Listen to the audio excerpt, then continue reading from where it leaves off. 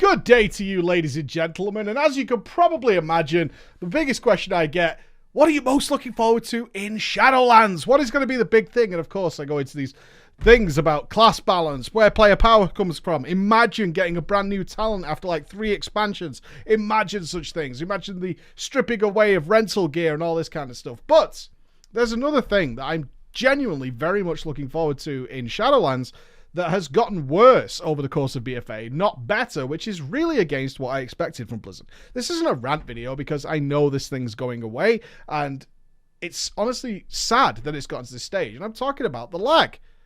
The actual game lag. Nothing rips me out of the game quicker than the game actually becoming unplayable, and it's happening more and more frequently. Certainly with 8.3, it's embarrassing, really. I mean, this is a monthly pay game. I know if I was to jump into a brand new game and I jumped into one of their experiences like a Warfront, people would always tell me, go and get gear from a Warfront. If I was a new player to WoW and I jumped in, it was literally unplayable. I'd be like, I'm not going to play this game. This is terrible. If it was any other game, I would have dropped it at this point. But luckily for us, right now, it's kind of constrained to certain activities that don't take us that long. But I'm sure many of you have experienced this. You go down to to Pandaria or to Uldum when the world boss is up and suddenly the game actually falls apart. Looting mobs is just a mess. Can't be done. You do a Warfront, it doesn't work. Battle of Nazjatar is just a complete disaster.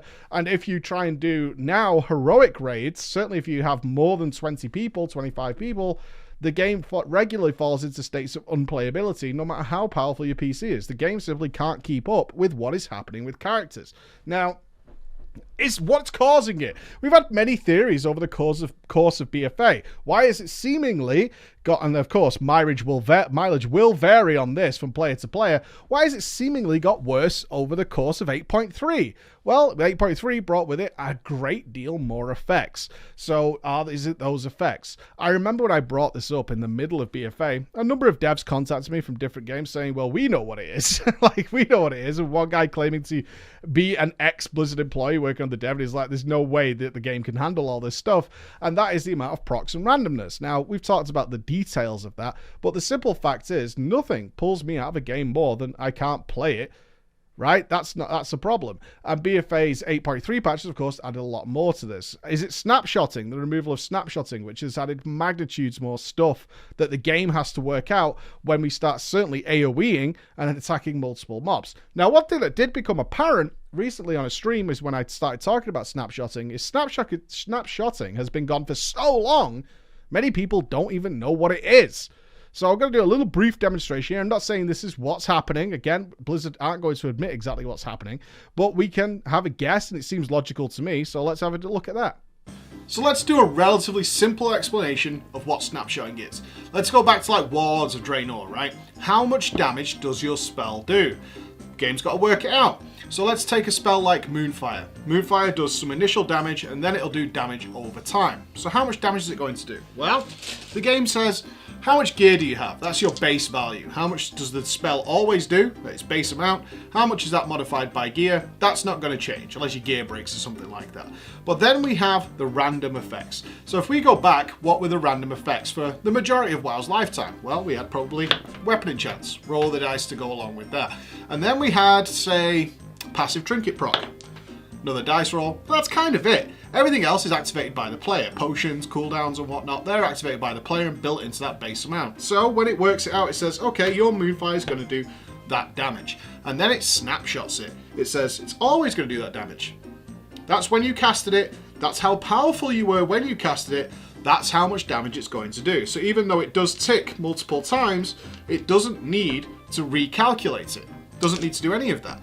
It just takes this one value. Now that happens for everybody. So when you cast your Mortal Strike or whatever it is, or your Rend, it just says, okay, there you go.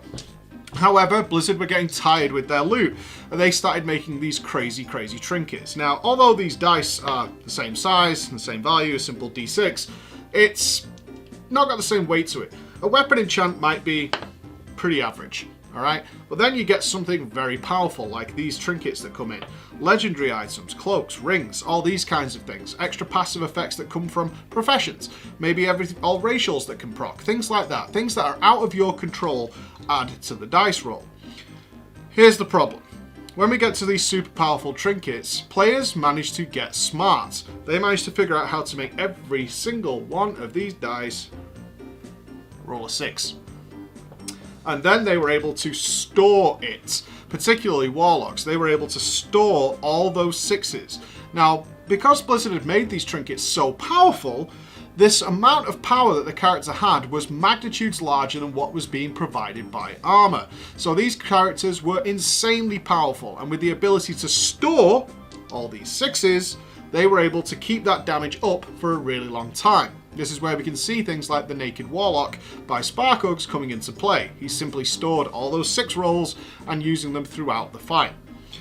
So Blizzard doesn't like this, obviously. Players are just using a few items in order to become obscenely powerful and then keeping that throughout the whole fight. That's not how it's supposed to work. So, what do? Well, one solution would be to remove that die. Remove that ridiculously powerful item. We could just take that out. And therefore, we're kind of back to where we were instead of having these obscenely crazy powerful items. As you can probably tell, we didn't go that way. Instead, they said, right, we're going to get rid of snapshotting then. So what will happen now is we will still have these crazy items, and sure, we can get them all to roll a 6 sometimes, although it's going to be entirely random. So it's no longer in the player's hands. The dice would have to naturally roll that way. But in the case of Moonfire, where we know that it keeps ticking after it does that initial damage, we're going to get rid of snapshotting, and instead we're going to have the game roll every single time that dot ticks. And it's going to recheck your character each and every time to see how powerful that dot tick should be.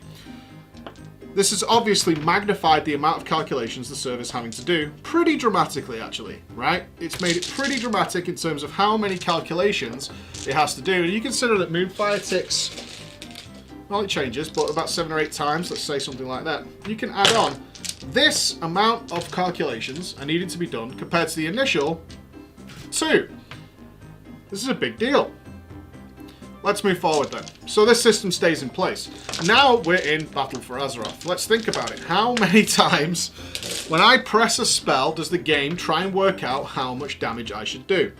Well, we've still got weapon enchants. It has to check, did your haste value change? Okay, that affects things. Did your intellect, crit, whatever change? We need to work that out. We also still have these passive trinkets. So we need to throw them in. A lot of people use 2 passive trinkets if they affect your character in some way.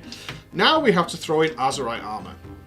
Okay, so depending on your setup, you can have anywhere from 4 to 9 different passive effects happening with your Azerite armor, which means let's be moderate here and say 5. Let's throw 5 in. So there's 5 now for Azerite armor. Again, all we've done is press Moonfire, so we've got to throw that in.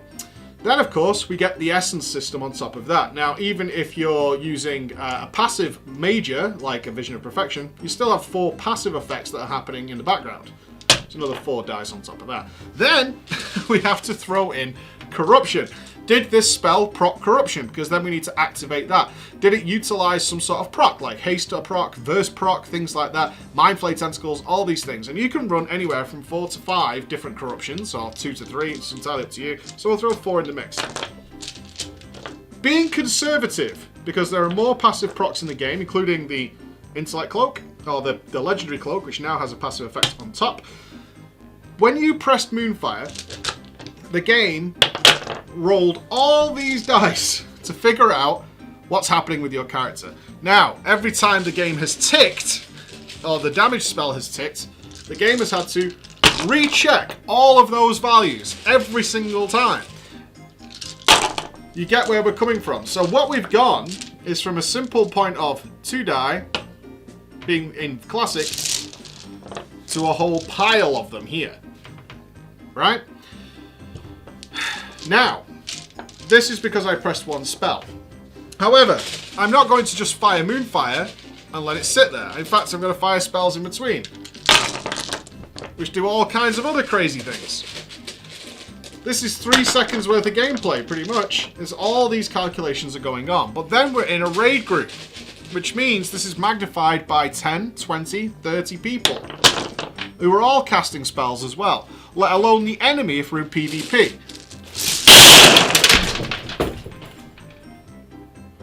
Now we've got lag.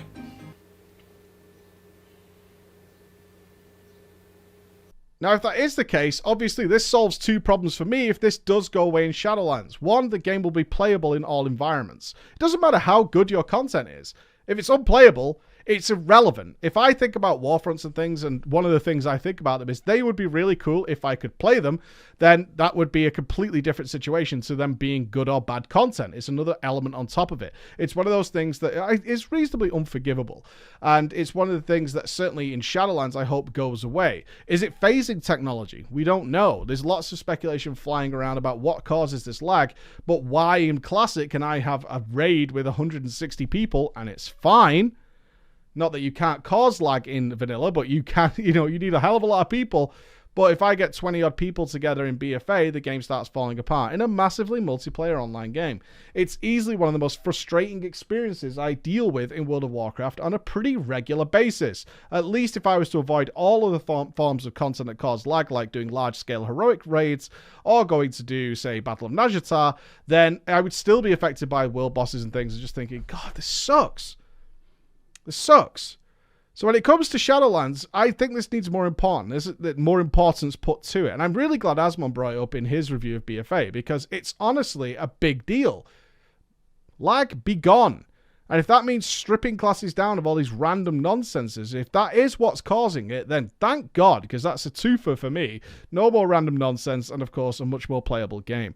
Let me know what you guys think, though. Is this a bigger deal for me than it is for you guys, or do you guys not even notice it too much? I'm interested to find out. Thank you, guys. I'll see you tomorrow. Bye-bye.